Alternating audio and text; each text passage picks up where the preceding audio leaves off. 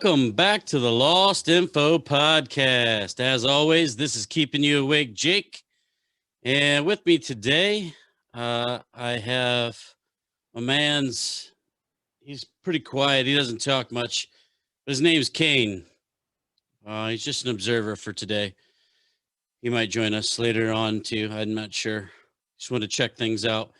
We are going to go on the case file Alien Races series part 2. We're going to cover a few more. There was a request to be more specific in the describing for the people that are on YouTube, the ones that are just listening to the podcast. And I apologize. So I will be more descriptive in the alien races. This one's pretty exciting. There's a lot of weird stuff. There's a lot of stuff to take in. I like I said, I want to do this one mainly because I believe that the time is coming where we are going to get the majority of disclosure. Maybe not full. It might take, a decade for everything to really come out. I think if everything came out at once, it wouldn't be that we wouldn't be able to take it as far as the aliens. I think that we would be more upset with our governments for covering this up for so long. I think that's going to be the hard part to take. And the fact that the technologies that we could have had a long time ago have been suppressed due to the cover-ups and everything else and the control. So I think that be the part that is going to be a little bit harder to take is what the people that are supposed to be looking out for us have done as far as holding things back from us and holding us back. But anyway, so this one should be fun. There's a lot more. And then I believe we will even have to go into a part 3. And the part 3 will finish up the rest of the alien races and then alien history notes, messages from them, supposedly to leaders around the world. Very interesting. This is a topic that I wanted to cover for a long time. I feel that I get pulled to anything extraterrestrial, and the fact that this world has so much history of them being here or at one point in time just makes me think that hopefully we can have them be apart again and move past all of the control and greed on this planet between humans or humankind. I think that if we realized how small we were in this universe, we would progress together to discover more of it and become a bigger part of it. So those are all high hopes, but I do think it'll be in the next 5 to 10 years that will be one of the crossroads that we face. So anyway, with that being said, if you would like to help the show out, soon we will have on the lostinfo.com. It's coming soon. It'll have a place that you could donate a few bucks to help out the show, whatever, keep it rolling, keep the lights on. Or you can go to spectra.com. You can get any CBD products there, oils, patches, everything else. And then when you go to check out and in the coupon area, type in TLI 15 and you get an additional 15% off any of the sales that are already on there. It's an additional 15. So it's a very good deal. They have one of the most intensive pain patches on the market. Otherwise, you can go to the show notes below, go to our store and buy a t-shirt, a hoodie, or whatever you would like as far as your apparel needs. So with that, we are on Case File Alien Races Series Part 2. And the guy that we have back here, it's always reversed. He is the one that we're going to start with. And all right, so this guy here is Kilimat R, aka KR. They come from the constellation Crux near Grukux, and they're a very hard race to track down and spot due to their appearance. This was the picture that they gave. It was a little bit weird, but I think what they're trying to illustrate, I'll pull up another picture. Basically, it looks like they're translucent. It doesn't really have their height or anything of that nature, but translucent, and then maybe like kind of neonish like veins or outline. So I'm guessing that they're probably interdimensional, can come in and out of view or sight. So that's probably why they're hard to spot. I'm gonna throw on another quick image for you so that I think this one was just a design that somebody did to come close to what they think they look like. So let me find it here. So this is the one that somebody designed.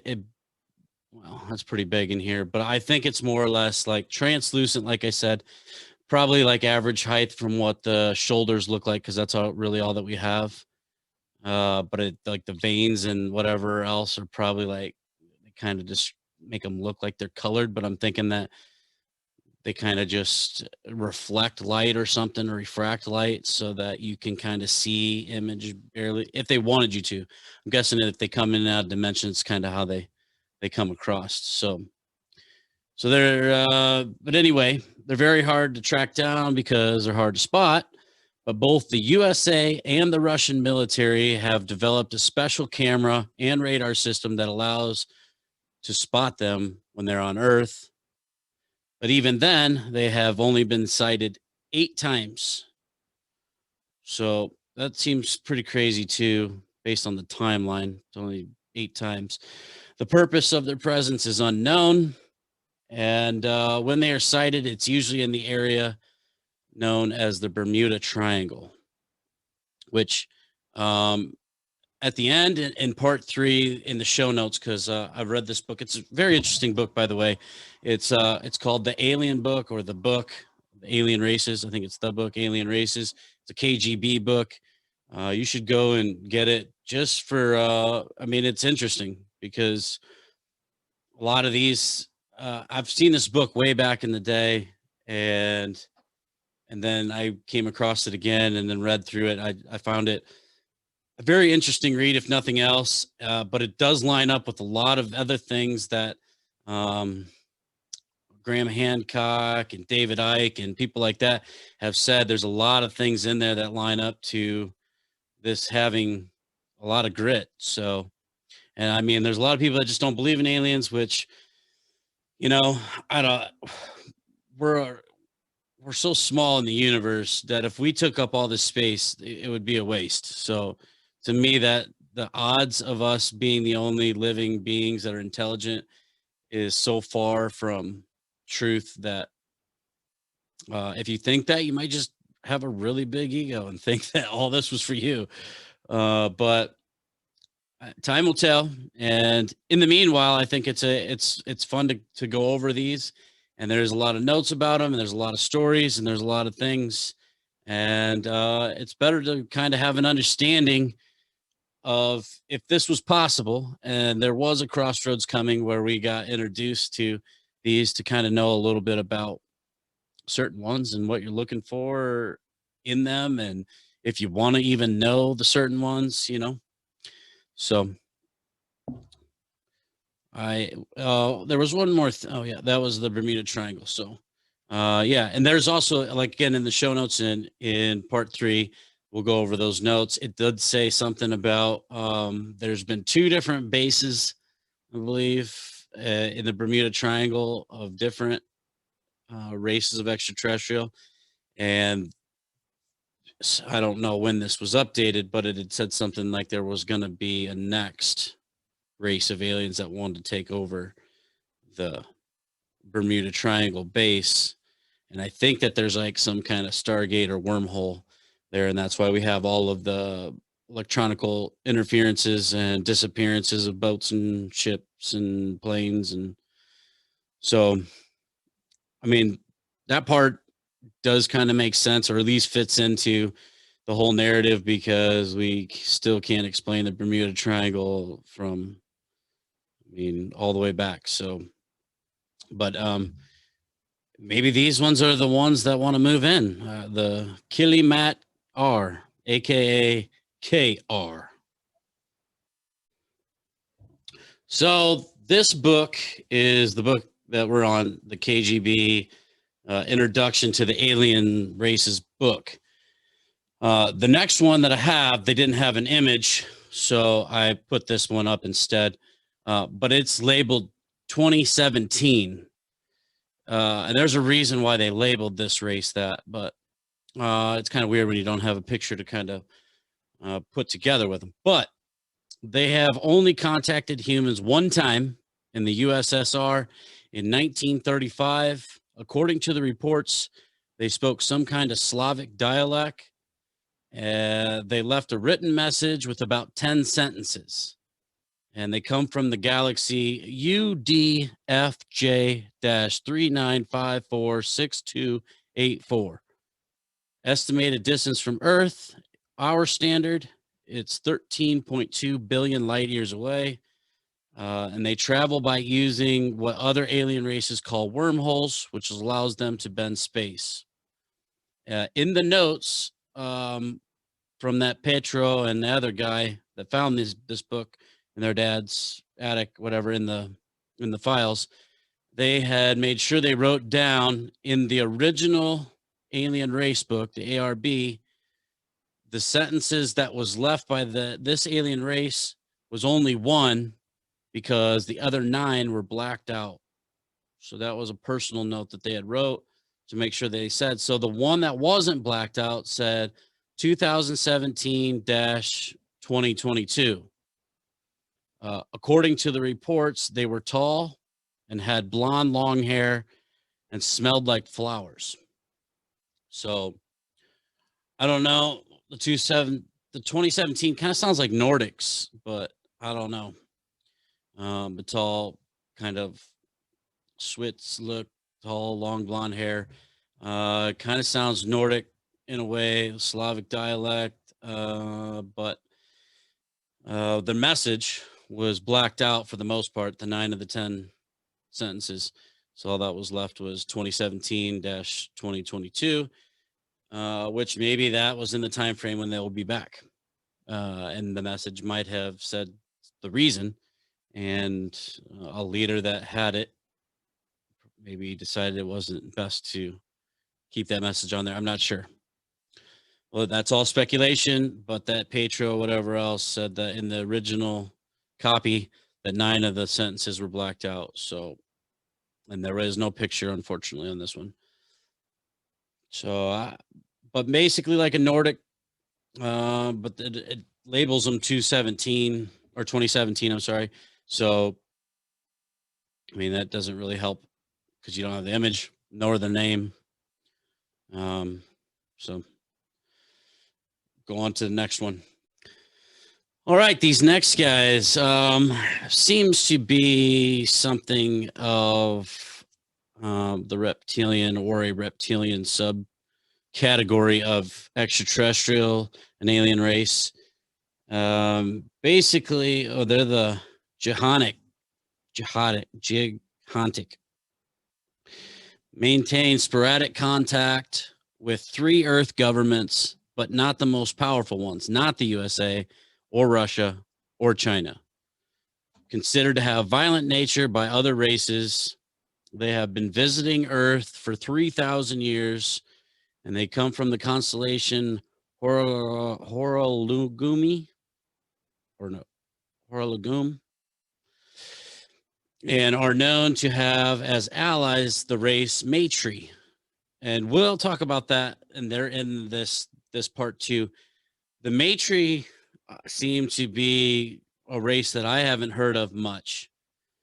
The last sighting by these guys, by the way, was near Houston, USA, February 1st of 2003. But now the Gigantic, if they're allies with the Matri, and the Matri is, I think, another reptilian, I think. We'll get on that. But anyway, the Matri work with the major reptilians, which the Draco and, like David Icke talks about and whatever else. But they seem to be the ones manipulating Earth's governments and the higher ups and kind of leading us in the path of destruction for the most part. and it probably served their agenda. Once we kill each other off, then they come and maybe take over or colonize the planet themselves. I'm not sure, whatever their agenda is, but they seem to be the ones screwing things up. Is the reptilian forces, which I think there's probably multiple different ones, and then the major reptilians are the Draco, and those ones supposedly can like become invisible when they want, and they work with the Matri, and the Matri seem to be pretty evil bastards by nature. And I don't know, when we go by nature, if that means they just want to conquer, they don't really care. Because I mean, like, there's other, when you're you're just evil to be evil. And maybe it's like their nature just to conquer things. And it's not as much that they even think about it, they just do it. So I don't know. It's hard to say on that. But I would definitely say the Matri and the reptilians are the ones, from everything I've heard, are the ones um, messing with our politics, messing with our governments, messing with leaders and Illuminatis and all that other stuff, kind of twisting our narrative up to a negative one. So this picture is a little oversized, so it's hard to tell exactly what they look like, but from the most part, they definitely look reptilian. Scaly, um, long, oval, slanted eyes, and obviously looks like a big forehead. Doesn't really show that part in the picture, but in the illustration that they have. But definitely, it's you come across a lot of reptilian races, and for the most part, the other I haven't seen one yet. I don't think the reptilians never really have good agendas. So, but that I could be wrong on that. Again, you can't judge them all by just the ones that have gave them the bad reputation. But all right, next on the list is El Manuk, which, Kane, is that kind of resembles you a little bit. He hasn't really said what race he's from, so my guest here, he said it's best to keep it disclosed for now. So I don't know, but we kind of resemble them a little bit. But El Manuk, they come from the constellation Grus, near the star of Elnar. They are one of the most peaceful races known. That's cool. They co-created the alliance of the 5 races, the Council of 5, but they are not a part of it. Okay. I've heard about the Council of, I think it used to be the Council of 9. I'm pretty sure. At one point in time, there was somebody else that wrote something about that. But anyway, the Council of 5 are a group of 5 alien races that protect humans against the less peaceful races. They coined the sentence 5 universes, 2,500 species, 1 race. And the council is supposed to meet on Earth during the last 10 days of August in 2013. The reason being that the fact that Earth has been receiving too many visits from new races in the past 500 years. Last sighting on Earth was near the Sea of Cortez, September of 2002 or 2002. Basically, El Manuk, kind of concave face, the typical big head, large black eyes. Again, doesn't really have a body, but I would imagine that these guys are tall and on the skinnier side from the look of the face, what they're depicting. Kind of sunken cheekbones, or so, highlight the jaws a lot. Small nose, very small mouth, large foreheads, big head in general, tall, the whole length of the face, and very big, I imagine, dark eyes. Kind of resembles, if you're watching on YouTube, my main Kane over here. He's pretty quiet, but he said he was gonna keep his race disclosed for now. But the Council of Five, well, so the five universes, 2,500 species, one race, that sentence is later on in this notes as well, and basically claims that there's five different universes and I think five dimensions and 2,500 species, but that was an old number. It could be more from what it said in the notes. And one race, meaning that we all come from one. And it talks about that one being a she. We will get into those notes in part 3, but just so you're kind of caught up to why they say that they coined that sentence, it happens to be a pretty common thing amongst all these races. From the book, they all agree upon there's five universes and roughly 2,500 species. Probably that number has probably grown a lot since the time it was written down, but we all come from one creator. So, and then I guess they were supposed to meet on Earth in August of 2013 because of the amount of visits we were getting from new extraterrestrials in the last 500 years. But I mean, it kind of makes sense because especially in the last 100 years, we detonated nukes and whatever else, so it probably sent out kind of like a beacon, letting everybody know that we're down here doing things. So that would make sense that they'd come a lot more would come down to see what's going on with the new species, trying to get past their stupid ways and partake in the universe itself. So El Manuk, peaceful race, typical alien looking kind of guy. And they helped co-create the Council of Five, which is the protectors of this planet, which I think at one time, if I remember correctly, and things I've read before, was a Council of Nine. Don't know where the other four might have went, but I'm pretty sure we would have already been taken advantage of if there wasn't somebody looking out for us, because we're so new as far as mankind, I guess, or a race of beings, rather. All right. So these guys, Jafok, they come from the constellation Indus, and based on the illustration, they kind of look like Groot off Guardians of the Galaxy. Kind of cool looking guys here. Well, I mean, a lot of the illustrations make the extraterrestrials have a mean face or look upset, but I don't know why. I mean, Kane's smiling. But yeah, so kind of looks like Groot. They're known by the other races as peacemakers and are very advanced technologically. The first sighting on Earth dates back to 1500 BC.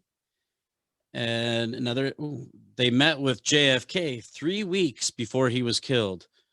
That's pretty interesting, actually, because I think there was something in the notes about that too, but that is very interesting. They have also, around the same time as when they came back to talk with JFK, met with other human world leaders. They have not been seen on Earth since JFK's death. And in 1965, they gave a message to the human leaders that ran countries with nuclear capabilities, but that content is unknown and not in this book. But I would imagine that the message, again, this isn't in the book, the content of the message was unknown, but I would imagine, in my opinion, that the message probably said, rid yourself of these weapons as far as using them on each other and whatever else, because you're going to kill yourself off. Or, I mean, it seems like common sense, but unfortunately in this world, that's not. But yeah, so meeting with JFK 3 weeks before he was killed could say a lot of things. It could, because I mean, JFK was on the brink of a lot of basically disrupting this world's order of how it goes as of now, or what we know of it. But I mean, he wanted to break down the Federal Reserve and give the dollar back to the U.S. people. He wanted to break the CIA into a million pieces. He wanted to go to Area 51. He wanted to disclose all the stuff we know about extraterrestrials. And the thing is that I think that got him in a lot of trouble is he was too vocal about it before doing it. And then if anybody knew that he met with a peaceful race that probably wanted to help us change our ways, that probably might have led to why Mr. Kennedy uh, got shot in the in Dallas. So I don't know. It's hard to say, but that's pretty messed up because they probably were here to help. And unfortunately, the way that this world has transformed and came into its own, and I mean, even though we have made a far leap in 100 years, we'd be so much farther ahead in the past just working at the rate of when we get technology or letting extraterrestrials help us out. But the way that we've transformed now is so guarded and protected by elites. And I don't know, those elites, you can call them whatever, Illuminati or Jesuits or whatever it is, or whoever they are. But there are people that control the way this world kind of unfolds, and they've took a lot of technology away from us. Nikola Tesla was ready to give us free energy, and when they found out that wasn't going to be able to make money, they pretty much made him look like a fool and ruined all his life's work and the benefit for mankind due to the greed and the control that they need and that they want. So that's pretty sad because it makes me think that they were coming down to probably help Mr. Kennedy uh, unfold on a new beginning, and then the elites were not going to have it. But they were, I mean, I'm sure they wanted to kill JFK for a lot of other things too, because he was ready to basically break everything wide open. Unfortunately, one of the last true presidents that we had that was willing to speak out against what he was part of. He hints into it, I think, a month before his assassination. He gave a speech that talked about the secret orders that were in play, and that without directly telling you that, we're in trouble. So, but Jafak, pretty cool looking guys. Smaller eyes. Like I said, if you've never seen Galaxies of the Guardian, a face that kind of looks like it's chiseled out of wood. Flat nose, small little nostril holes on the flat nose.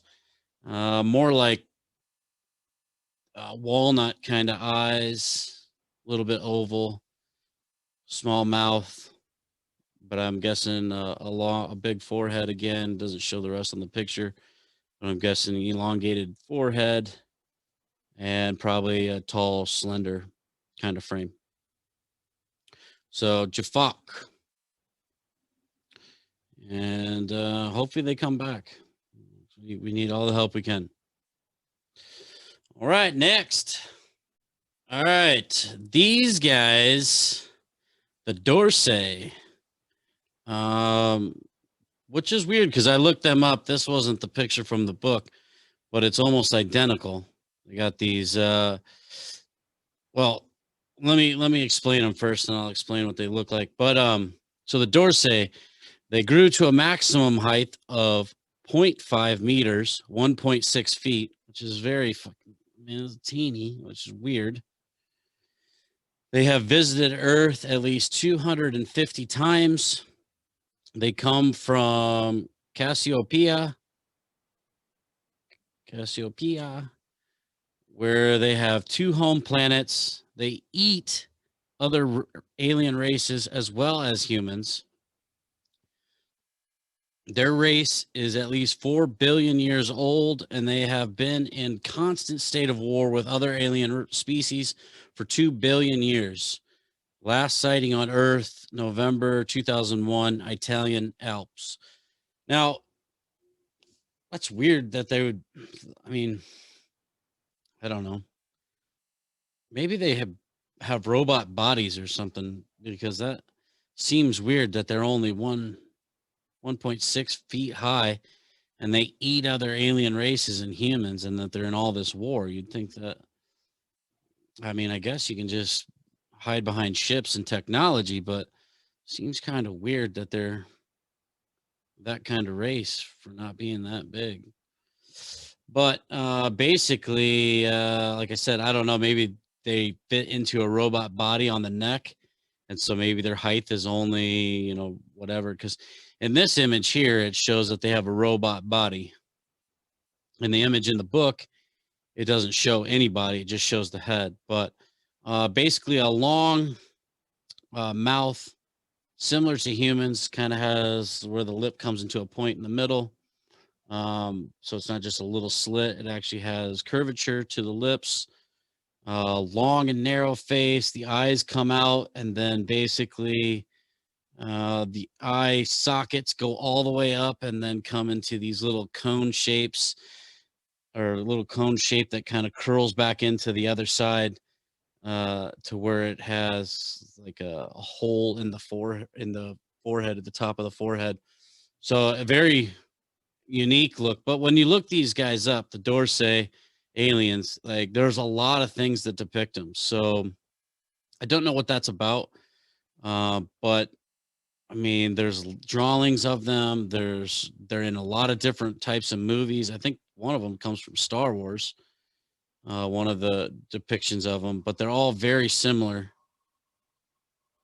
in the way that they look. So I guess that it's very prevalent that the Dorsey look like this, and their head is kind of split in the middle, comes out of their eye sockets, and then it curls up to each other, leaving kind of a void or hole in the forehead.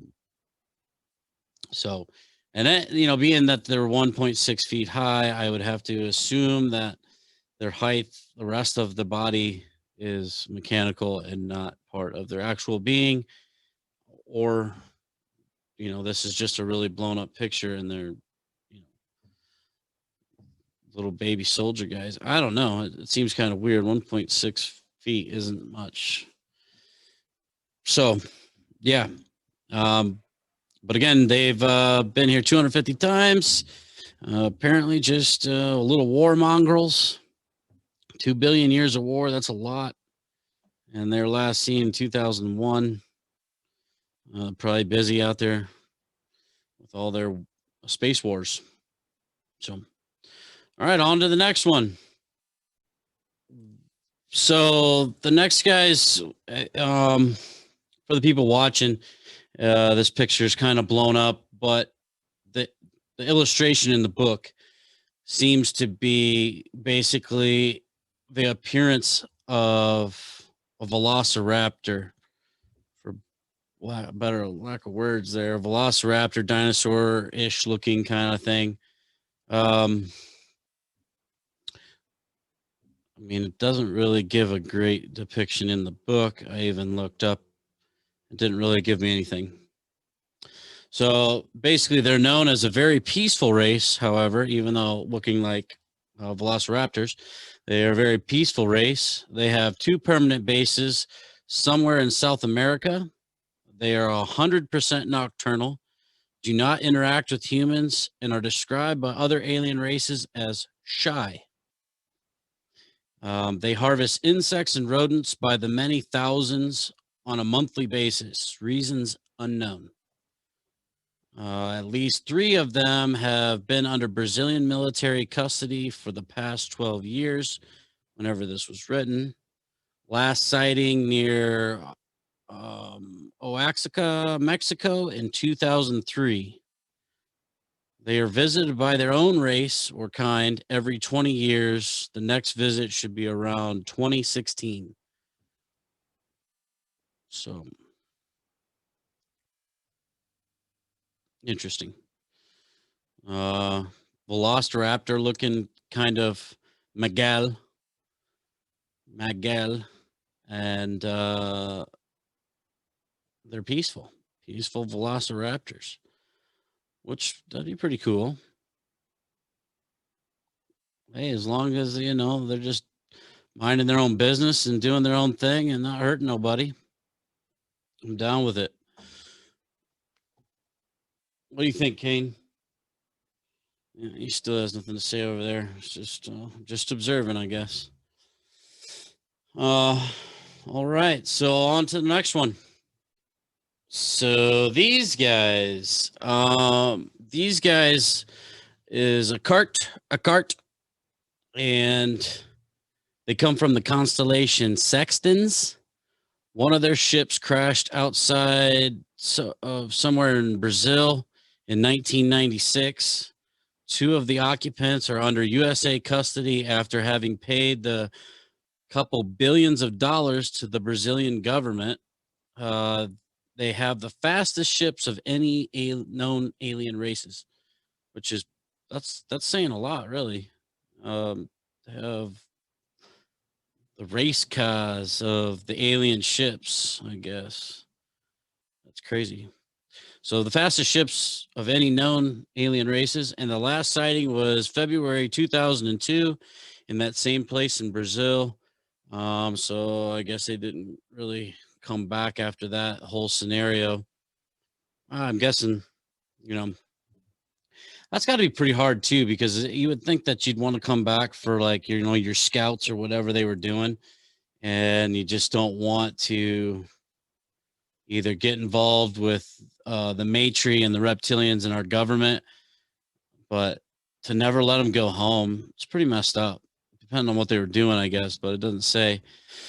But the way that they look is they have um, long, big eyes, small heads, as far as aliens go, but it has three protruding like cornrows that are equally spaced out that go back along their skull.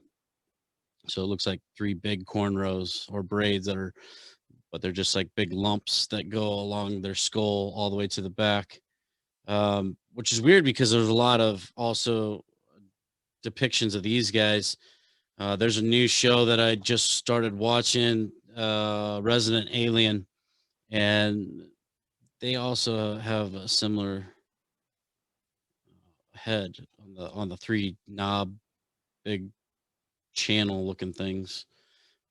Um, but yeah, they seem like they're pretty cool. I mean, it doesn't really say their agendas or whatnot, but I'd be pretty pissed, if the government really does keep these guys and just don't let them go home, for studies and whatever and whatnot. It's pretty messed up. And, in the notes, they paid the Brazilian government billions of dollars to get them. So pretty odd. That's all there is on those guys. A cart. All right, next. This guy here. So these are the Matri, and they don't look really reptilian. They kind of look like grays, but they look like pretty evil grays. They don't have a nose. It's more of just like a flat area that goes down to just a slit, a long slit, slitted mouth, pointed chin, very narrow face into a large cranium dome, but not as big of eyes as much as big eyebrows that overset the eyes, and more, long oval, but not very huge like normal. So anyway, these are the Matri. These are the ones that apparently um, have all the stuff going on with the reptilians, and the ones manipulating Earth. So I don't like these guys. They definitely, I mean, like, again, they make them all look kind of mean, but these guys apparently are mean. So these are the grays that are probably that people see that are working with the reptilians and doing weird stuff. And they have two home planets in the constellation Megapoi. They have the same average height as humans and are considered by many alien races as parasites. visited Earth for the first time during the prehistoric period, date unknown. So yeah, I mean, these guys aren't talked about well in anything. And so the Matri are basically parasites. They latch on and they just eat the host, basically. I guess that'd be what they're doing if they're manipulating our governments, is pretty much what a parasite would do. So that sucks. And they're pretty much the ones in control with the reptilians, as far as what people say and different accounts that I've came across. These guys aren't as talked as much about as much as the reptilians, but apparently they go hand in hand.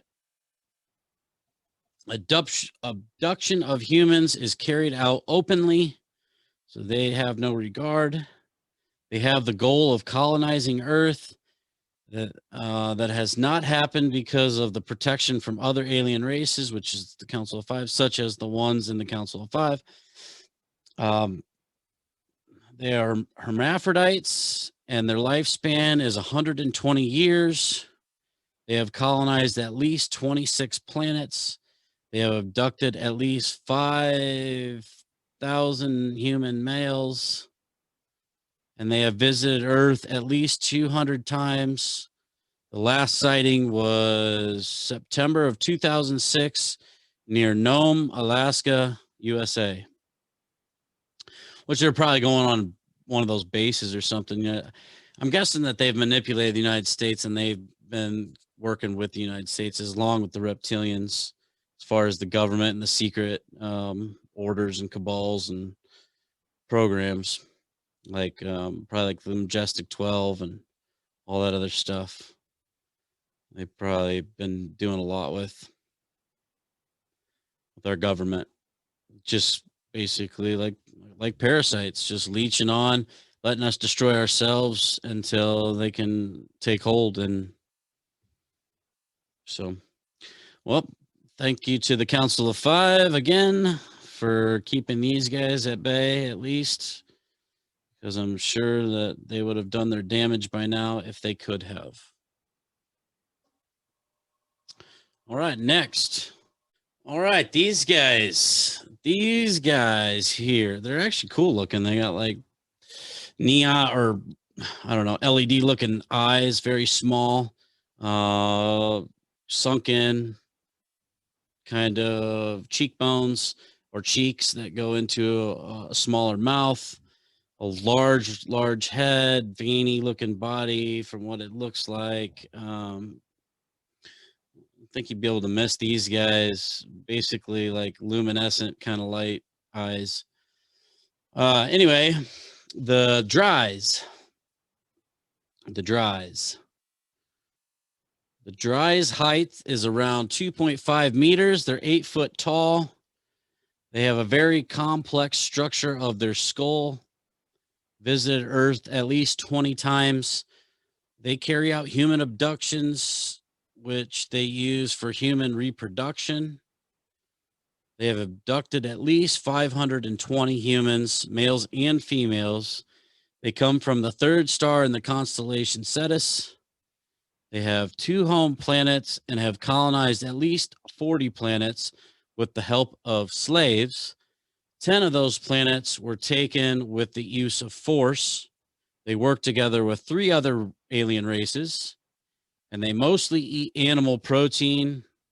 According to alien reports, they are not mentally or spiritually prepared to interact with most other races. So that says to me that these guys are strictly motivated by survival and logic. They don't really think things through, and they don't really go by emotion. It's just take over, survive. If you're in my way, I'll go through you.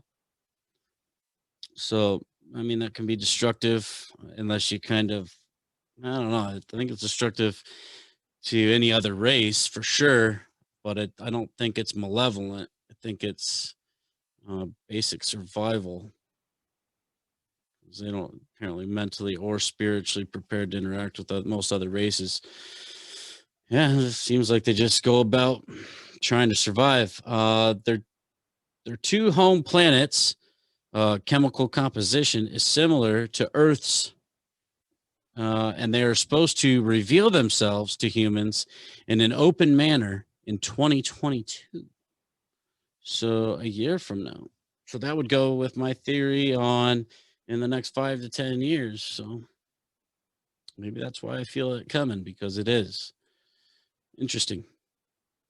Like I said, these guys, I mean, they kind of look like when you listen to the description and then look at the picture, it just looks like they're working robots, like they just have an agenda to survive and colonize, but no real like feeling behind it. Not like, I'm taking your stuff, just basic survival.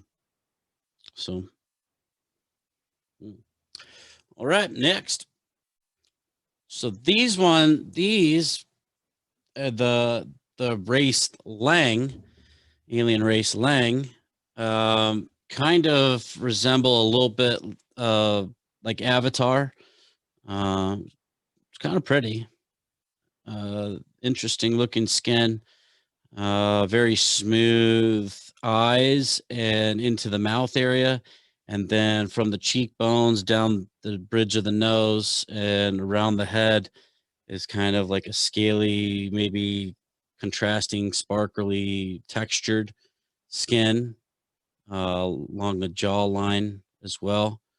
But as far as the mouth and then around the eyes, is very smooth and blue and colored from the depiction. Well, they're a small species growing up to only 70 centimeters, which is 2 feet. They come from the sixth star in the constellation Coma Berenices. They have 3 home planets, maybe 4, and have colonized at least 10. They were one of the first races to ever visit Earth.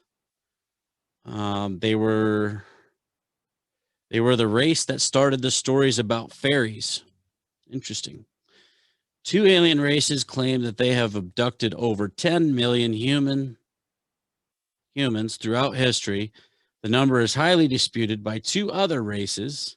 They state that the number is much lower, and one race even made a statement to a Russian president saying that this race, Lang, has never abducted any human. Last sighting in New Zealand in 2006, a group of 20 members. So this one is interesting because apparently 3 other extraterrestrial races had stuck up for them, 2 disputing that their number was much lower of abductions, and 1 saying they never abducted any human at all. And that would kind of, I guess, hint why they're pretty at nature or whatever else, if they're the ones that came up with the story of fairies.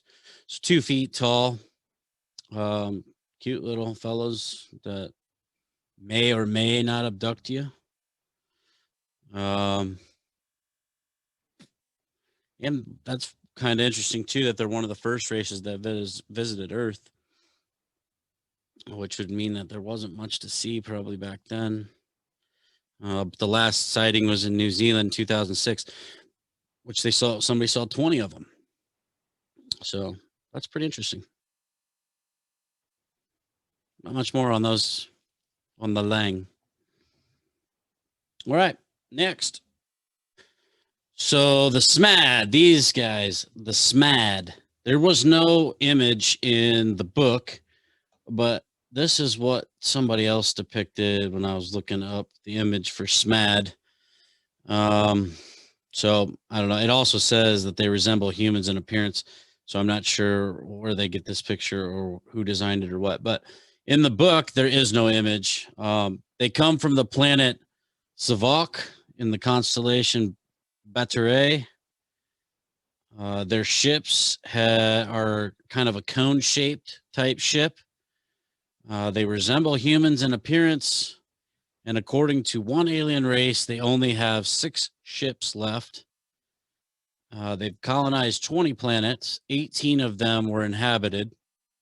They first visited Earth 2,500 years ago and are very interested in our religious beliefs.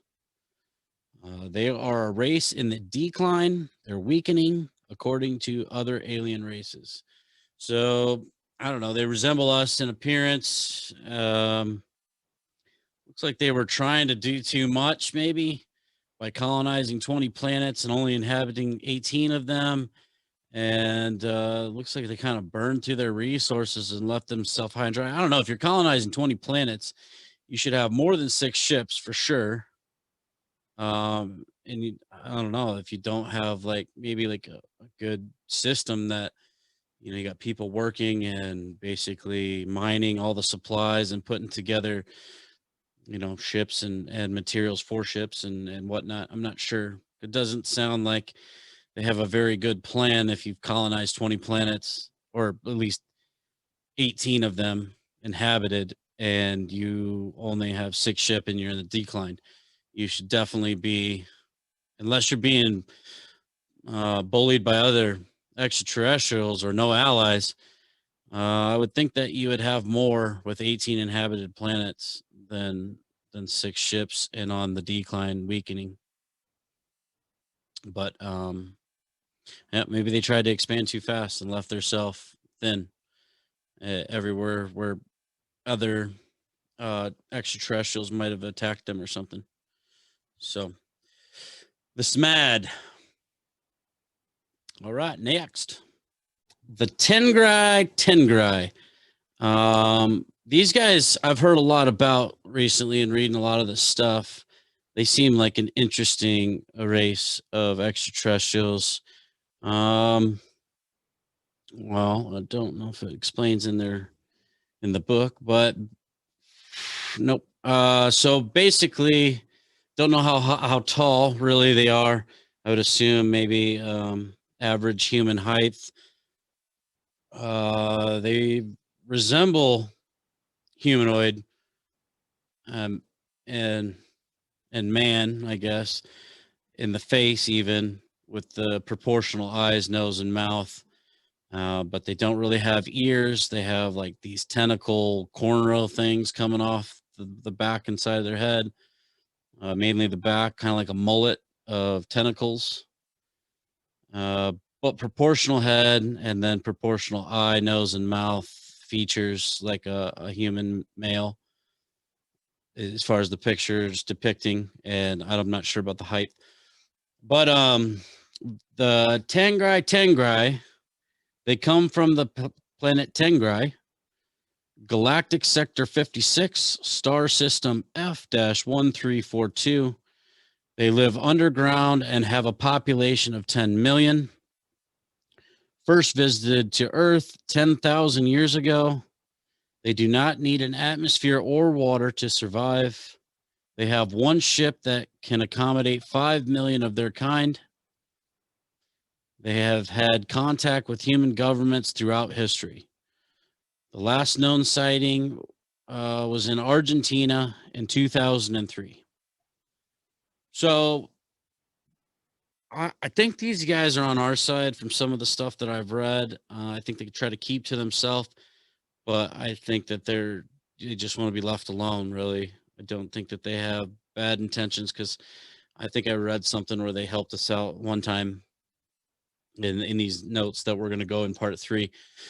But basically, the Galactic Sector 56 is from what planet they're from, which doesn't say if they still have a home planet there.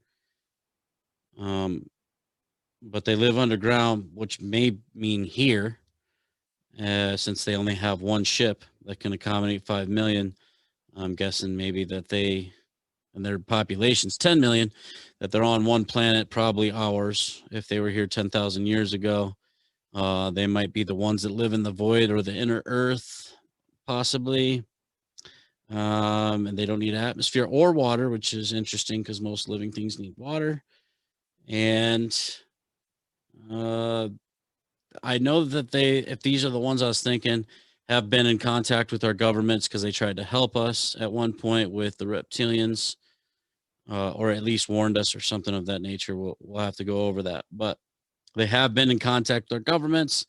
And as far as the inner earth or the void in between, I think General Byrd talked about that flying into this thing. And there's some other stories of cultures that have came from underground, and they even took some of our civilizations, like some of the Native Americans, underground while tragedy happened, and then told them that they could come back to the surface or whatever. So I think that they've helped us out here and there. But last seeding was in Argentina, 2003. The Tengri. I think I like these guys for the most part on the stuff I've heard. So good for them. Help us out. All right, next on the list. All right, these guys here. Interesting. Based on, well, the book's depiction is not this one, but it's very close. It more just showed their nose and eyes, so this one was very much a little bit more. Basically look just like humans. The gray sly. Now, if I'm pronouncing the names of your race wrong, please contact us at the lostinfopodcast@gmail.com, or just come down and visit me and let me know and tell me that I'm pronouncing these wrong. Since Kane over here isn't really helping me at all, he probably knows more than I do. He's still just observing. But the gray sly, the height average is the same as that of humans, and they are covered in soft, silky hair. They have 2 home planets in the Virgo star system. They have visited Earth at least 12 times. The first visit happened during the era of the Egyptian pharaohs around 3,000 years ago. They spent 10 capital UN dash interrupted years. So I don't know what that means. Uninterrupted years, but that doesn't seem right. They spent 10 capital U, capital N dash interrupted years during that time. The Djoser pyramids were built in their honor. They have been keeping a close look at humans' development for the past 200 years, knowing that some powerful humans can and are misleading by some alien races disguised as humans. Only 6 of them travel each time in their ships, and the last sighting was July 2002 and then February 2004. These guys seem all right. They kind of, I guess, another kind of race that kind of stays out of everything, watches our development. I mean, they look humanoid for the most part, so probably sure they could blend in if they wanted to too. Yeah, and then if they were in the Egyptian times, they were probably helping more than doing any destruction. So I'd have to go with they're probably on the good side of things. So hopefully they come back and help us out as well. Not much more on the gray sly. Next, our most famous, the Anunnaki, or AKA the Anunnaki. They are known as our creators. They manipulated DNA supposedly to achieve us. As everybody knows, basically, their carvings in Sumeria and things of that nature, they look exactly like humans, a little bit taller, very muscular. They're depicted to have the big beards, long hair. They come from the planet Nibiru. Their planet is part of the same solar system as Earth, with a much larger orbit. It comes closer to the sun every 4,000 years and not every 3,500 years as commonly accepted.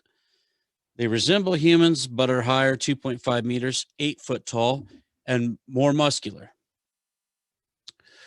When they first visited, they were already other races established here, some malevolent and some with superpowers. The Anunnaki defeated them and became the most powerful race on Earth.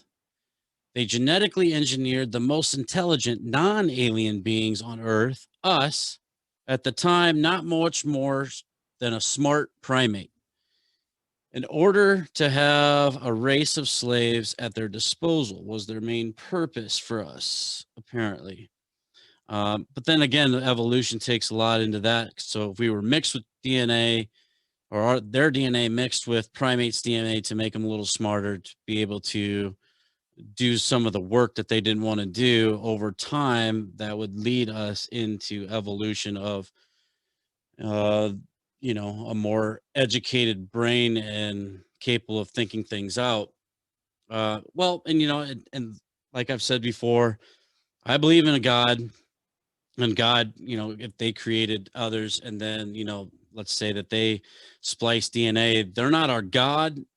They just put what's in them in something else. And essentially that still makes us, all one. It's all the same to me. It's just a little bit more complex, but I mean, we're already working on biological bodies that we can probably switch our consciousness into in the future so that we can live forever. I'm sure the elites and the powerful people on this planet are thinking that along those lines, and we're getting close once we can figure out the consciousness. But anyway, I see it all. It's all complex, no matter how you look at it. But it's all the same. God made them. They spliced their DNA into something else and made us. It's all the same. It's all relative to me, my personal opinion. But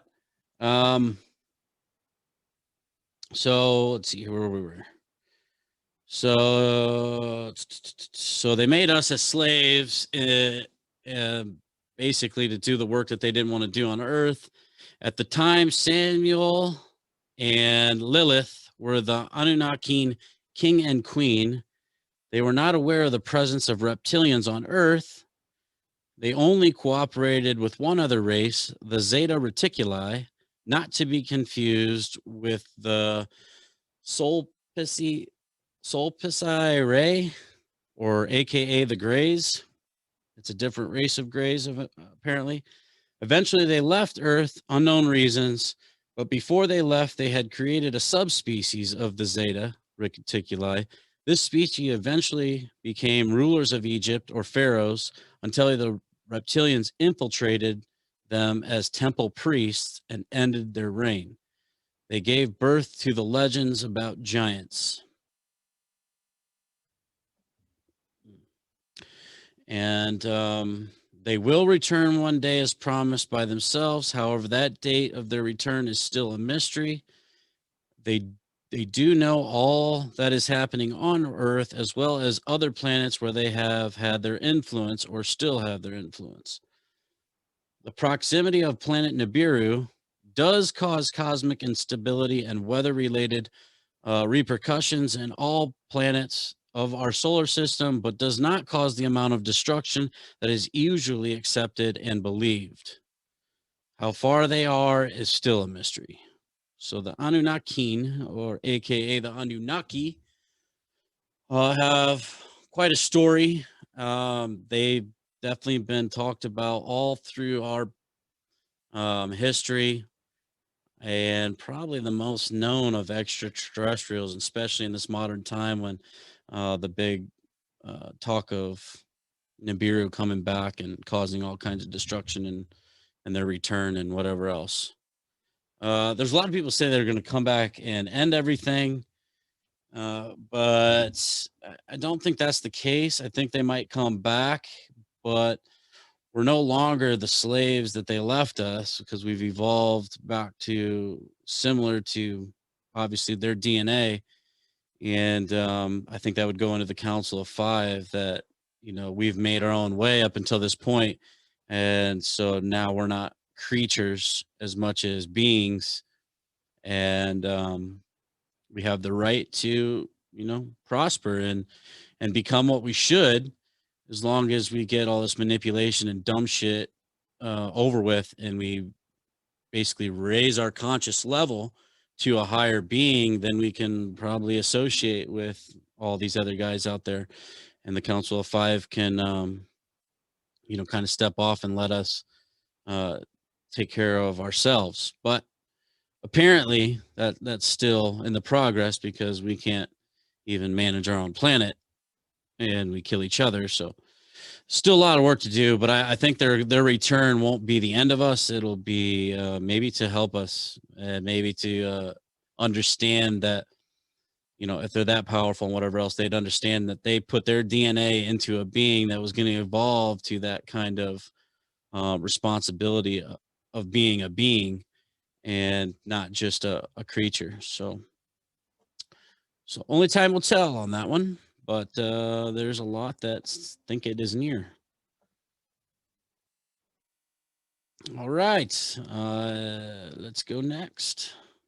All right, these guys, the Aphim, shadowy, kind of. Again, they look like they have smooth skin, more humanoid looking. Again, with the equal kind of nose, a little larger eyes than would be normal, but same kind of facial structure. Can't really tell in the depiction if they have a larger head. I don't think they do. I think it's more just round basketball kind of shape looking. Um, they come from the constellation Lyra, and they call themselves Aphim Spantasy because of the war they have fought against a race called Spantasy. And the Spantasy race had 12 times more members, 35 times more ships and resources than the Aphim, but the Aphim won in the end. So they added the Spantasy name to their own race name as a warning to other races. They are similar. They are similar to humans. They are smaller than humans in structure, and their skin is covered with blue spots, darker for males and lighter for females. Their planet is called Crima A Petri. Crima A Petri. Technologically, they are extremely developed. They can travel from their planet to Earth in 20 Earth minutes. They do not need oxygen and they do not have an atmosphere, but it is composed mainly of a hydrogen mix environment. They have colonized 10 planets in a non-violent way. When they are close to humans, they can become invisible, but when humans are around them, will feel a certain amount of unexplained anxiety. Their ships are small and spherical shaped. One of the reasons they visit is to study what they call human deviation in order to determine the development of the human race. So I guess these guys are just more curious, maybe. Obviously, they've colonized 10 planets, but in non-violent ways. So maybe just took over a planet that was dying, which would probably be easier for them since they don't need oxygen. Um, I'm guessing that a hydrogen mix kind of leaves it vague, but I'm guessing that that probably would be more likely than an oxygen planet. Um, their planet is called the Crima A Petri. So that must be like their headquarters, and not the other 10 colonized ones. They can get here in 20 Earth minutes, so they can just zip on over here whenever the hell they want. And this fantasy, they I guess whipped their ass, whipped a race of aliens out of existence, and then took their name. That's pretty dope, though. I mean, like if they were bullying you and like it was, you know, all or nothing, it does send a message. Like I whipped them out of existence and then took their name and made it ours. Is pretty wild. So a film fantasy, fantasy. So a film fantasy, and the fantasy race was the ones that got their ass whipped and taken from existence and taken their name. That's some gangster shit right there. Uh, it's pretty interesting, and there's a lot to say about them on the notes in this book. So, I would assume that they have to have, you know, some resources as far as in the government or leaders or whatever else to get this kind of information out, or they've came down and talked quite a bit in their studies, which they call human deviation, in order to determine the development of us. So interesting race, the Afim, or Afim Spantasy, rather. Next. So this was the ones that the Anunnaki were talking about. The Solus by Ray, I believe is how it's pronounced. The Solus by Ray. So these, or the AKA the Greys, but a different, obviously, there's a lot of variations on the Greys, but these guys, the Solus by Ray is a peaceful and harmonious race. The one main leader, they have one main leader, and his name is Yodamartine. Yodamartine. Martine. Something of that nature. Weird pronunciation. And I'm sure I'm messing that up. So again, come back or come down, and let me know so I can correct it for you. But their civilization is 2 billion years old. Once they were at the same level of development as ourselves, which says a lot about us. They have no colonies. They are completely focused on the development of other planets and races. That's courteous and nice. They come from the constellation Cygnus. They do not have one. Oh, they do have one powerful weapon that keeps some neighboring violent races away, and others that may try to invade them. At one time, the race Matri lost 5 ships because of this weapon. So again, the Matri, the ones that work with the reptilians on fucking us over, they've blazed off 5 of their ships with this super weapon. That's pretty cool. They said that the human race in the next few thousands of years still has 645 options left to save ourselves, our planet, and the guarantee a future for our race. But it will all depend on our ability to travel through space. And again, they're the Solus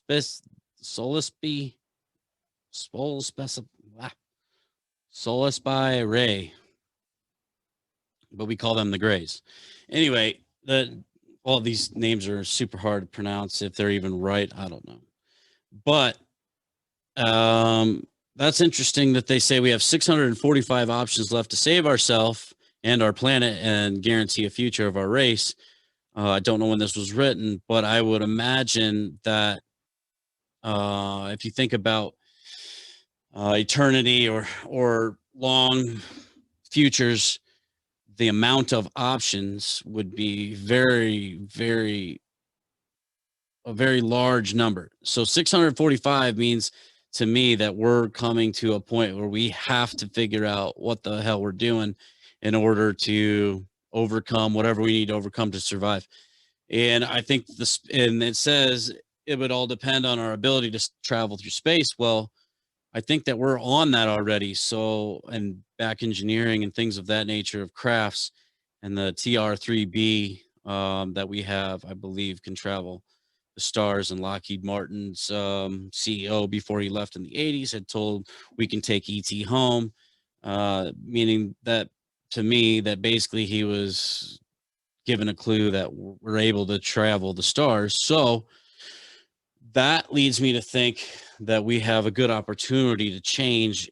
We just have to raise our conscious level. And I think that's part of the Great Awakening that we're in. So those are good things to hear in this book.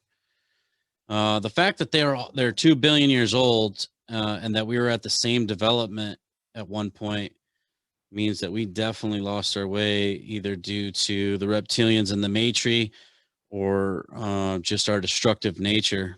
But that's sad. And they seem pretty cool, just developing, doing their own thing. They used their smarts to come up with one super weapon that protects them, and other than that, they're out there helping planets and races develop, which shit, you can't hate on them. Solespi Ray, or the Greys. Solespi Ray. I'm just gonna go with that.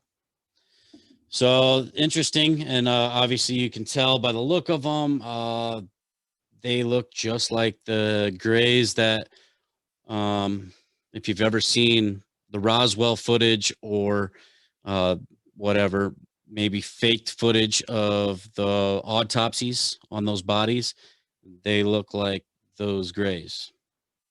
So not huge eyes.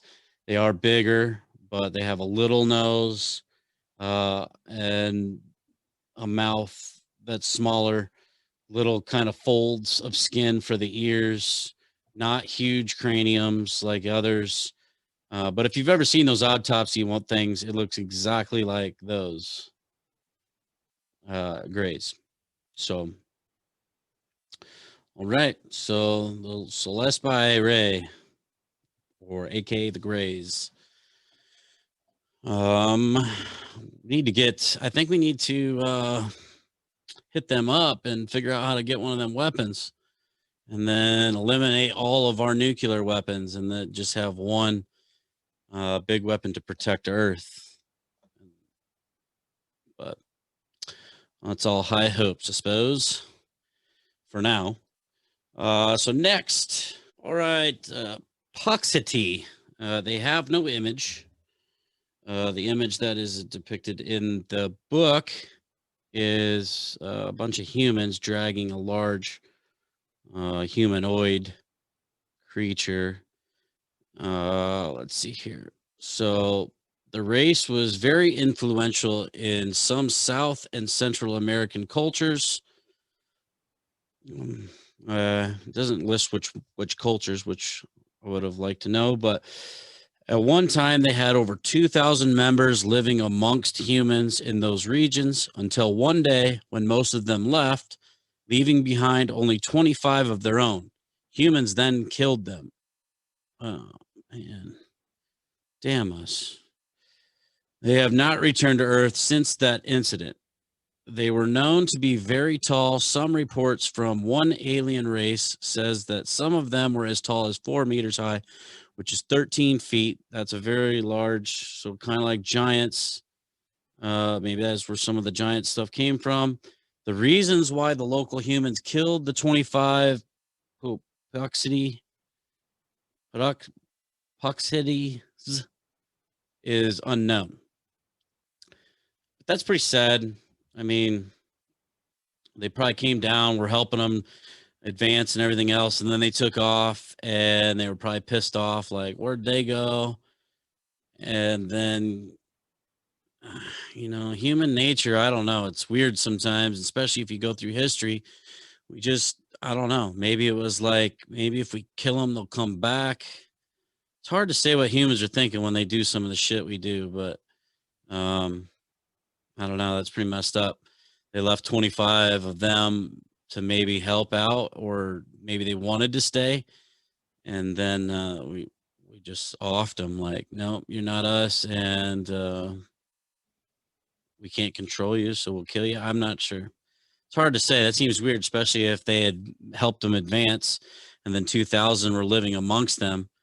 And then, most of them leave 25, and then we just kill them. Like, I don't know. It seems pretty ruthless and mean.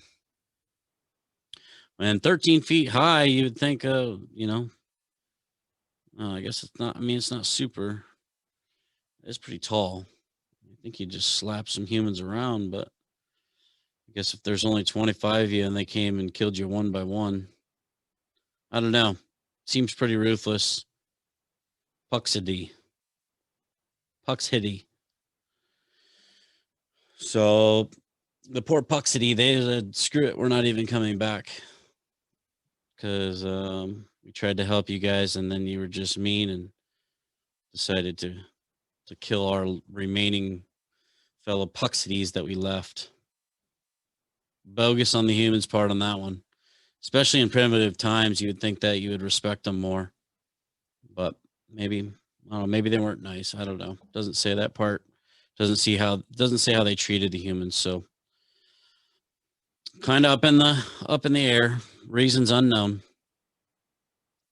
So moving on. So the X5-TYKUT, X5 tie cut. So The X5 tie cut is, as you can see on the illustration from the book, is not very good. But I would assume that they're kind of like grays, skinnier jawline into a point, large head. Doesn't really show the eyes or the body. It looks like a slim body from this other image I have. It kind of goes down in that way. So slim body. So I'm thinking like a gray alien. But anyway, this race was created by the Matri in order to be used as slaves. And that is still what they are served for. They are often sent by the Matri to security sensitive regions, working as messengers, also to conduct abductions. They can live forever as they are not organic. However, the raw materials that the Matri need to build one are very rare. So there is not many of them, estimated less than 300. They are also able to use rational thinking as well as flying ships and many other tasks. So, if you remember in part one, I had said I think that there was a race of robot aliens that were used. This would be what I was talking about. And that was my opinion. But this seems to correlate with that pretty good, that the Matri, the dirty bastards working with the reptilians against us, have created these guys, these grays, to do their dirty work. Which would make sense to me, but it doesn't say that they're shared by other races like I thought. But these ones do the dirty work of the Matri, so they don't have to get their hands dirty. They just send their robots. But however, the raw materials to make them are rare, so there's less than 300, so they say. And they were last seen on Earth July 1997 in a place in Australia. Down under. So they were putting some shrimps on the barbie. Anyway, so there is a working class of extraterrestrials that are not organic. I thought they were biological robots, but apparently not. Well, in the sense that they explain it, but they are used by other extraterrestrials to do their dirty work. So that's pretty interesting. Moving on. The image of the Tanzania, the next race here, isn't very good picture that they have for illustration. But if you look over here behind Kane, you can kind of see the outline of the head and the eye on one of them. There's one behind me, but it's not very prevalent to be able to make out unless you look closer. But right here, over behind Kane, they, have elongated skulls. Can't remember what that tribe is that pushes their head out that way.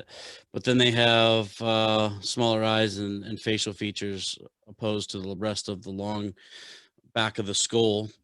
Doesn't really say how tall it might in the description. Let's get down to there. But very alien looking.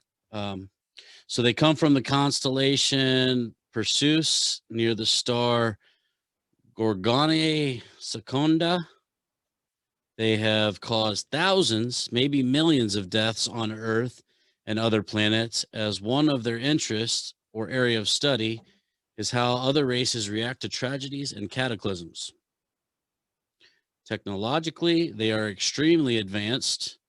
The alien race reported that the Tanzania, caused both the crashing of the Hindenburg as well as the sinking of the Titanic. That's interesting to think about there. They can live up to 500 years and around 1.7 meters tall, 5 feet. They are avoided by other alien races, so they're pretty much assholes. Last sighting January 1999 in New York State. So this race basically, well, they said they caused millions of deaths over probably all different kinds of things. But in the reports and notes, they had a hand in the Hindenburg exploding and the sinking of the Titanic. The Tanzani. They're zany little bastards. Yeah, I don't know. That's pretty messed up. Just go around causing havoc to see how, and it, it says their interests, or in quotations, their area of study. So basically, they just want to see how people or beings react. In our case, humans, but I'm sure they've done this around other planets and other races. But that's pretty messed up. So kind of shitty. But the Tanzani, uh, well, fuck those guys, because we don't need any more tragedies and cataclysms. So we'll be on to the next race of extraterrestrials. These guys, the Eric, it's not the same depiction in the book, but this was close to what they had, and it showed a little bit more because it was just a close up of their mouth in the depiction in the book. These guys, I mean, definitely have the alien look. This guy back here looks pretty cool. He's got he's got a suit on with like a little turtleneck thing. Gangster. But very large heads, to the top of the forehead to the top of the head, or the bottom of the forehead to the top of the head, and all the way back. So very large heads. But the eyes, again, kind of long, oval, small nose, small mouth from what it looks like, narrow chin, jawline. So almost all head, little face, little bodies. But definitely the alien look. They look pretty cool, actually. They come from the constellation Ophiuchus near Yed Prior. Considered by other races as peaceful, the purpose of their visits is unknown. They never stay too long on Earth and do not interact with humans or other alien races. They mostly use Earth as a stop to quickly gather something that they may need before they leave to their real destination. They are mostly nocturnal. The ships emit a bright orange light and are, most of them, not all of them, octagonal in shape. Last spotted near London, England in May 2003. The Eric. They seem pretty cool. Again, another race that keeps to themselves, doesn't really want nothing to do with all the drama, seems to be on other missions. If they use Earth as a frequent stopping point to gather something, maybe water for the ships, or you never know. There's a lot of stories of alien craft going over, sucking up water or some of our minerals or whatever. So, quick stop, grab something they need, chunk of gold, whatever, just and then dip out before they have any issues with the reptilians or the Maitri or us. So they don't mess around with anybody else, and seem to be peaceful, just doing their thing, use Earth as a stopping point, and then they move on to their own deal. So ships are bright orange light, octagonal in shape. I think those might be kind of those spheres, bright orange spheres that we see, maybe.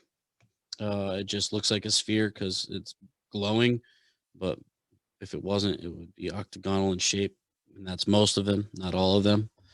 Last spotted in London, England, 2003. So not much about them. So on to the next race. The Vinny Taveri is the next race here. They look interesting, very humanoid looking, a little bigger heads at the top, than the average human. Maybe slightly bigger eyes, but proportional to the rest of their little face. Littler nose, littler mouth, littler cheekbones compared to the forehead and the actual skull, but very humanoid looking. Vinny Taveri. They come from the constellation Pavo. They are a very respected and peaceful race, presumably with mystical powers. They have been coming to Earth at least since 1000 AD. They do not carry out abductions and do not interact with humans. They can live up to 2,000 years. Their height is similar to that of a normal human. They are vegetarians. And the last sighting was in Ukraine in July of 1995. So, again, another race that keeps to themselves, don't really want anything to do with us. Apparently, I think Earth just becomes maybe like curiosity, or there is a quote at the end in one of the notes that we'll get in part 3 when we cover the rest of the aliens and the rest of the stuff in this book, that said something like Earth just happened, and this was a quote from an alien to a leader. Earth happens to be in the right place, the right time, or the wrong time. Meaning depending on who comes in contact with it. But it seems to be a stopping point, or maybe on the other end of a black hole, or a space highway, or whatever it may be. We end up being in a very pivotal place where a lot of extraterrestrials stop by, or something of that nature, based on the quote that I had read. Which I think that we draw a lot of attention, being that we're probably pretty unique in a lot of ways. The free will and things like that, I would have to say is kind of unique, but maybe it's not. I don't know. It's hard to say on that part until we actually meet with a lot of these, and a lot of that information is uh, spread through the public and through one another, to where we can find out if they have the same options that we do, or if it's more logic and survival, emotional, or what it is. So that's all. I'm always curious about those kind of things, because um, I mean, I think you'd have to take a lot of emotion out of it, unless you were really consciously advanced to where you could come in and out of dimension. And so you were so enlightened that a lot of things couldn't harm you. Because if you bring a lot of emotion into it, I think that, um, it could hurt you in the end. And you wouldn't make logical choices in order for survival if they were based on emotion, unless you're capable of working off emotion in a higher dimension, to where you couldn't be harmed by the physical. So, in my opinion, but yeah, that's a lot there. But yeah, these guys seem to keep to their own. Vinny Taveri, Vinny Taveri, interesting name. Again, if it's pronounced wrong, please come and tell me. We'll take a cruise around the solar system and chat it up, and I'll get it right the next time. All right, with that, on to the next race. These guys, the Strombolis. No, I'm just kidding. But the Strom, interesting looking. The picture and the illustration in the book is a little large, very zoomed in on the head again, so I can't really tell everything else. But basically, humanoid. The eye shape and lids seem to be similar to humans. Very pronounced ridges of eyebrows and under the eyes, lining the nose, the mouth, around the where ears would be. Very rigid skull with seems to be smooth skin, but very rigid features or bone structure, or something of that nature. Can't really tell the rest of it, or what their mouth looks like from this illustration here. But the Strom, they come from the constellation Ursa Minor. The Stroms are invertebrates. Their average height is 2 meters, 6.5 feet. Vegetation is of great importance to their culture and the main reason that they visit Earth. They have been on Earth at least 200 times. They act with extreme caution and rarely seen by humans. First visited Earth at the end of the Big Ice Age. They have 20 colonies in the Via Lactea galaxy. Their ships have the shape of an octagon.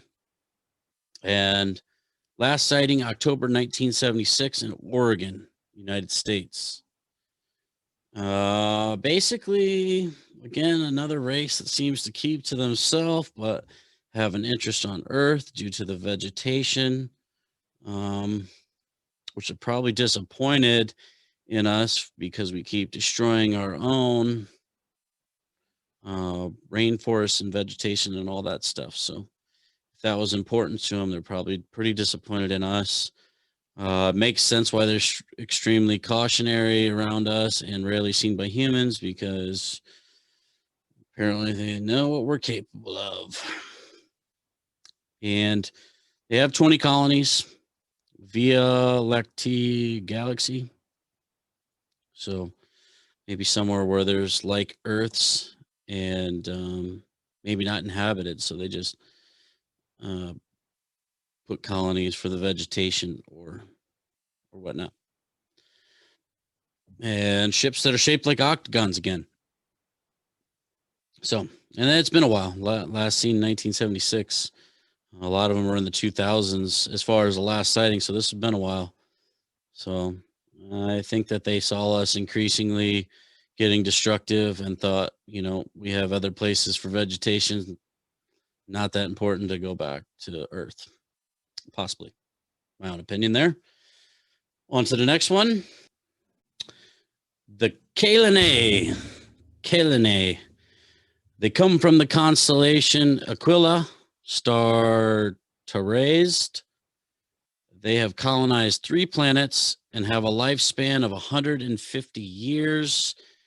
They are often sighted in northern Africa and the Sahara region. First visited Earth around 300 BC. They do not conduct abductions. Main interest about Earth is the minerals. And the last sighting in 2003 near a volcano in Iceland. They don't really say the size. I would have to say they, based on the shape of what this one wasn't the depiction from the book, but it was close. And it was more of a drawing. This one was actually, looks like it was used computer to kind of fill it out and make it look more realistic. Kind of cool. Looks like they have what I would describe as very humanoid features. The eyes aren't very much larger at all. Eyelids, from what it looks like, they even look like they have eyebrows, which most don't. Like the hair on that eyebrows. Structured lips that are more full instead of slits. An adequate sized nose for the face. A little bit larger around the top of the skull. Possibly pointed ears. And in the design that somebody had, they have colorful eyes, but it looks like if you were looking into somebody's pupil, like a flower or a textured pupil, instead of a solid color, it looks like it's almost like a flower, even in the sketch. And then their skin would be that of maybe, it looks like cracked and peeling paint. So if you old paint that's cracked and peeling, it kind of looks like what their skin would resemble based on the sketch in the book and the way that the person designed this with a computer. So they look very interesting, and they seem like they don't do abductions. Looks like they're just on survival missions and like the minerals that Earth provides, and that would probably hint why they were last seen near the volcano in Iceland. They're getting all the stuff, the good stuff from the center of the Earth, just like at the bottom of the ocean, those little small volcanoes that they call whatever that create um, all those minerals that puff out. And then the water cools them into these nodules. They have like 5 or 6 different metals in them at the end when they're these nodules. It's probably the stuff that they look for, stuff that's coming out of the center with all the goodies in there. So interesting. Northern Africa, the Sahara region. They colonized 3 planets, lifespan of 150 years. So, I mean, kind of similar to us as far as, the lifespan's not much longer than ours. And they look very similar, except for a couple other, things that they probably needed to adapt to their region or their atmosphere or whatever. So, not much on them. But we will be headed to the next race. The next is Mythale. Mythale. They are pretty creepy looking.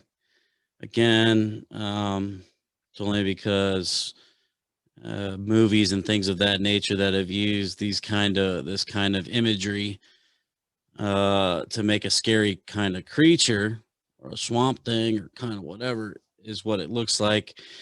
It's you know based on and this isn't the picture from the book, but this is close to what they had drawn out in the book. They had teeth. One had teeth, one didn't. There's 2 different drawings in the book side by side. But it looked like kind of cracked skin, unlotioned skin. Their head, not much different than a human. This one that I have is, but this was also a design on a computer rather than the sketches. But they kind of look like a skull. The skin very tight to the bone structure. Very similar human features as far as nose size to eye size. The one that's here that you can see on the channel was very similar to what the drawing was, but there's a couple things that are different, like the nose and the mouth. This one looks like it's gooey and it doesn't open. It looks like it's all stuck together. In the one picture in the book, they have teeth that can open their mouth. But similar things to a human, and I don't know about their size or their height. But yeah, I mean, looks can be deceiving on that, I guess, but it kind of resembles a skull. The skin really close to the bone structure, similar as a human bone structure. And the skin is like unlotioned skin, scaly, cracking, kind of. Anyway, the Mythale was related to the reptoid species. They are not, however, reptilians themselves. They come from the constellation Serpens, star Alaya. They first visited Earth only in June 13, 1965. So not really that long ago in the stretch of things. They do not represent any threat to humans as far as we know, often seen around Antarctica.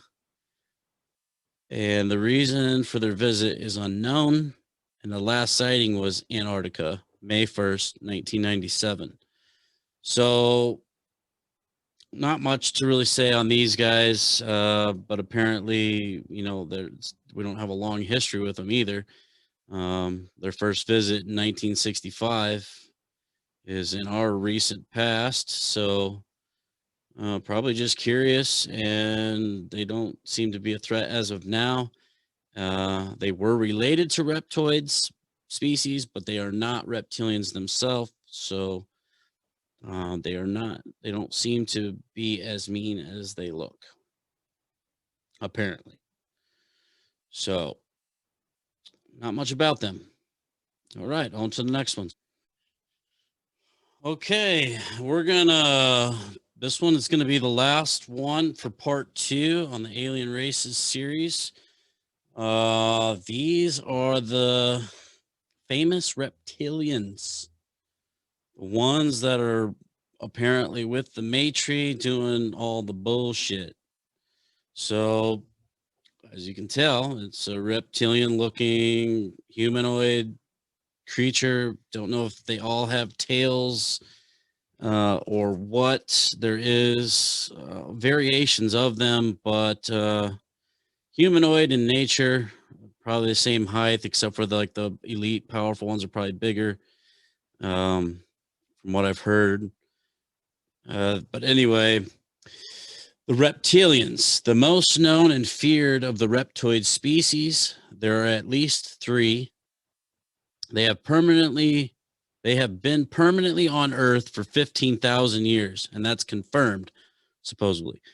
But the belief is that they may have been here permanently or on and off for millions of years. They come from the constellation Draco, and they have a presence in thousands of planets and have at least colonized 500 by means of infiltration within the leaders of each planet.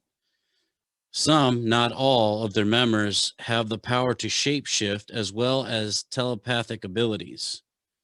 On Earth, they do not need to infiltrate human leadership all the time, as they often lived side by side with humans, most of them unaware, and lived our evolution, all aspects of it. They are considered one of the most technologically advanced species, but they prefer to work in the shadows, using that as the advantage for their progress on agendas and plans. They can travel interdimensionally, which most races can't. And some of their high ranking members also have the power to become invisible. To have that power, a reptilian must first be accepted in what they call the Draco, an elite group of reptilians. So that's where you get the Draco, or the elite reptilians, the ones that really control everything. The reptilians from the Draco are infiltrated or even were co-founders of the Illuminati. So in this book, it claims the Draco were the ones that structured the Illuminati 13 families of controlling elites. That's interesting. And then teamed up with the Matri, apparently. They have three main bases on Earth near the Bermuda Triangle, somewhere off the coast of Denmark, and somewhere off the coast of New Zealand. They say that they will never leave, at least not on their own. So we will have to defeat these fucking turds. And these are the ones that David Icke talks about, and other people that were deemed crazy at one time, but a lot of their stuff is now coming to the forefront, which doesn't sound as crazy because a lot of things are fitting together. And I think that this whole story will come out soon enough, probably in my lifetime, if not definitely in the next generation, in my opinion. Again, these guys, the reptilians, are the ones that have manipulated, along with what I've come to find, the Matri, but it's really the Draco, which, where did it say here? The Draco basically have all the power and whatever else. So they're interdimensionally travelers, which a lot of alien races can't do. And the high ranking members have the power to become invisible. And to have that power, you must be accepted into the Draco. So basically, like, a reptilian that gets promoted to the top elite group of reptilians that get to control the narrative of planet Earth, and then apparently many others, but Earth is where they're permanently at now. I have read something in the past, and I don't know if this was from, I can't think of who wrote the book, but I think that the reptilian race, and maybe it said at least three reptoid species, I think that they all are malevolent and manipulators, and I think that they've been backed into this corner of the cosmos or something of that nature, and there's not many planets left that they can go to because of universal law, or galactic federation, or whatever the fuck it is out there that kind of depicts things. So I think that they've backed themselves into a limited space in the universe, and they basically work on the physical plane, manipulating um, leaders of physical stuff and whatnot, and maybe even the Matri or the reptilians were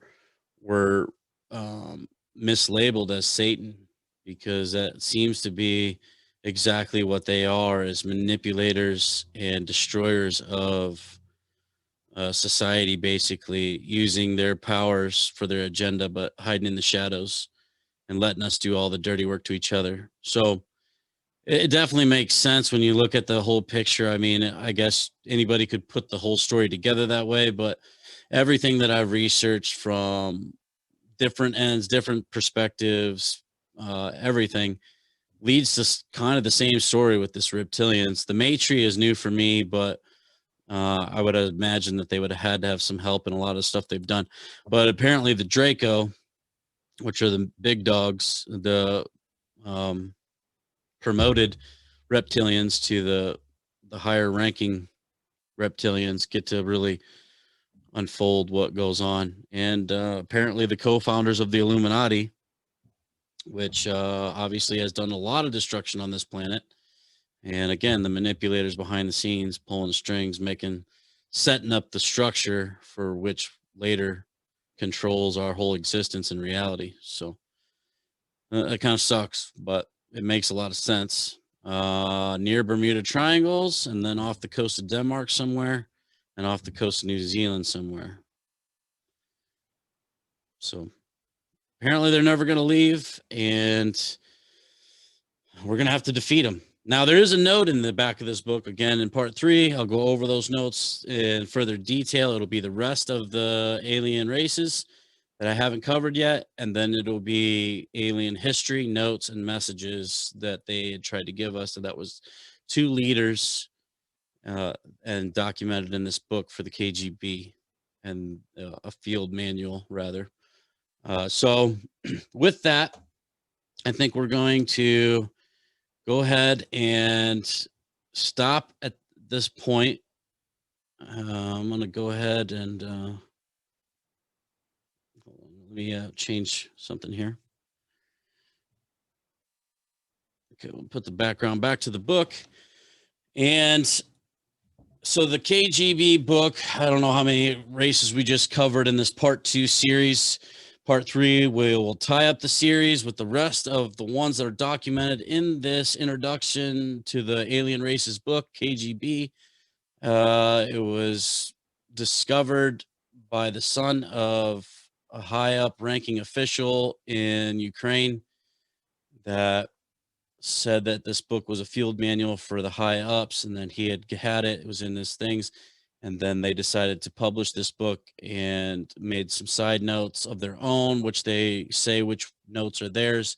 And then the rest of the notes, messages, and history is all what was written in the book from leaders around this world.